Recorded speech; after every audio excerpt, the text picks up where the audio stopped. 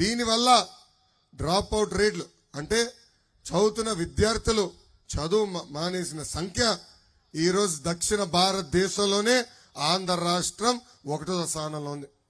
భారతదేశంలో ఇది 12.6 ఉంటే ఆంధ్ర రాష్ట్రం 16.3 ఉంది. చూడండి ఎలాంటి పరిస్థితి వచ్చిందో. అంతేగా తల్లి 2022-23లో 193,000 మంది పేద విద్యార్థులు ప్రభుత్వ పాఠశాలకు వెళ్లకుండా చదువు ఆపేసే పరిస్థితి ఈరోజు చూస్తున్నాం. అందుకే ఈ సభాముఖంగా హామీ ఇస్తున్నా 117 జియో మేము రద్దు చేస్తాం.